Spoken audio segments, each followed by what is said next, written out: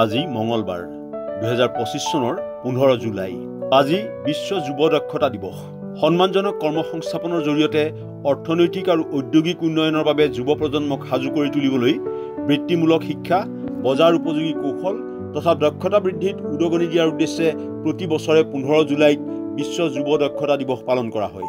2025 চনৰ এই দিৱসৰ বিষয়বস্তু AI আৰু ডিজিটেল দক্ষতাৰ জৰিয়তে যুৱ সবলীকৰণ। উভতি চাওঁ ইতিহাসত আজিৰ দিনটো। কে কামৰাজৰ জন্মদিন।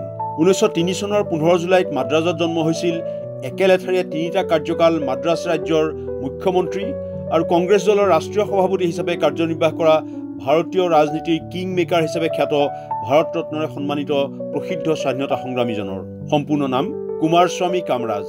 এণ্টন চেখভৰ মৃত্যু। 1904 চনৰ 15 জুলাইত 44 বছৰ বয়সত জাৰ্মানীৰ বেডেনৱেইলাৰত মৃত্যু হৈছিল সৰ্বকালৰ অন্যতম শ্ৰেষ্ঠ লিখক আৰু থিয়েটাৰত আধুনিকতাবাদৰ প্ৰৱৰ্তক হিচাপে গণ্য কৰা যশস্বী ৰাছিয়ান চুটিগল্প লেখক আৰু নাট্যকাৰগৰাকীৰ সম্পূৰ্ণ নাম Anton Pavlovich Chekhov. Radha Gobinda বৰুৱাৰ মৃত্যু। 1977 চনৰ 15 জুলাইত 76 বছৰ বয়সত গুৱাহাটীত মৃত্যু হৈছিল আছাম ট্ৰিবিউন বাতৰি কাকত গোষ্ঠীৰ প্ৰতিষ্ঠাতা, গুৱাহাটীৰ নেহৰু ষ্টেডিয়াম নিৰ্মাণৰ গুৰি ধৰোতা, আধুনিক অসমৰ নিৰ্মাতা হিচাপে খ্যাত বিশিষ্ট ক্ৰীড়া সংগঠকজনৰ পূৰবী বৰমুদৈৰ মৃত্যু।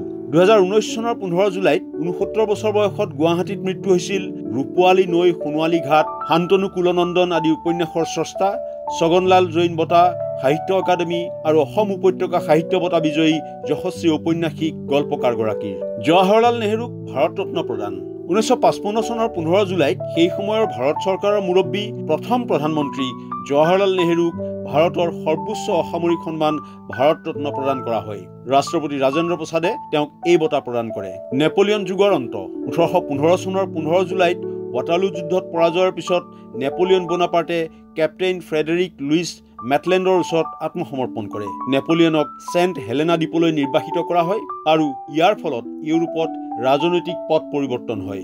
মোৰাৰজী দেশাইৰ পদত্যাগ। 1979 চনৰ 15 জুলাইত জনতা পাৰ্টীৰ আভ্যন্তৰীণ ৰাজনৈতিক অস্থিৰতাৰ পৰিপ্ৰেক্ষিতত ভাৰতৰ প্ৰথম অকংগ্ৰেছী প্ৰধানমন্ত্ৰী মোৰাৰজী দেশাইয়ে পদত্যাগ কৰে।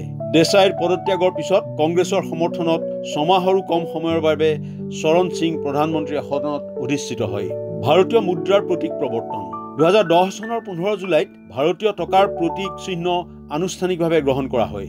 দেৱনাগৰী ৰ আৰু ৰোমান আৰ আখৰৰ সংমিশ্ৰণেৰে ভাৰতীয় পতাকা আৰু সমতাক প্ৰতিনিধিত্ব কৰা দুডাল সমান্তৰাল অনুভূতিক ৰেখাৰ এই আৰ্হি প্ৰস্তুত কৰিছিল IIT গুৱাহাটীৰ ডিজাইন বিভাগৰ সহযোগী অধ্যাপক উদয় কুমাৰ ধৰ্মলিংগমে।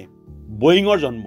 1916 চনৰ 15 জুলাইত উইলিয়াম বয়িং আৰু জৰ্জ কনৰাড ৱেষ্টাৰভেল্টে প্ৰতিষ্ঠা কৰিছিল পিছলৈ বয়িং এৰোপ্লেন কোম্পানী নামেৰে পৰিচিত পেচিফিক এৰো প্ৰডাক্টছ কোম্পানী। বিশ্বৰ প্ৰসিদ্ধ বিমান নিৰ্মাণ কোম্পানীটোৱে প্ৰথম অৱস্থাত আমেৰিকাৰ নৌসেনাৰ বাবে চি প্লেন নিৰ্মাণ কৰিছিল।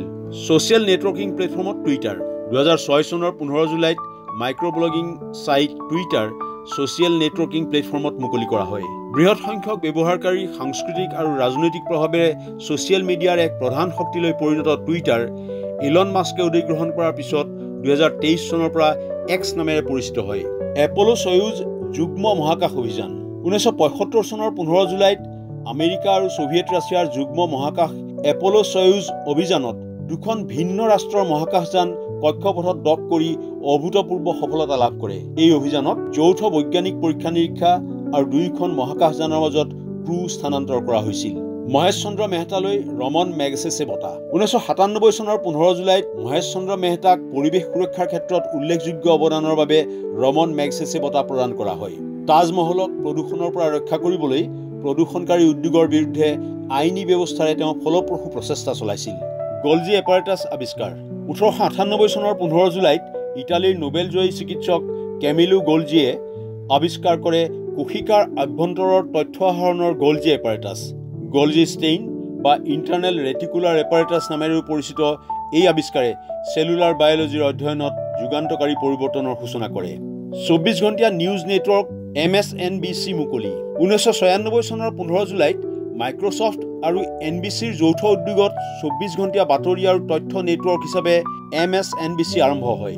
NBCৰ বাতৰি সংগ্ৰহৰ সৈতে মাইক্ৰ'ছফ্টৰ অনলাইন প্ৰযুক্তিৰ এটা সহযোগী ৱেবছাইট অন্তৰ্ভুক্ত কৰি চেনেলটোৱে বাতৰি, সাক্ষাৎকাৰ আৰু প্ৰতিবেদন প্ৰচাৰ কৰে।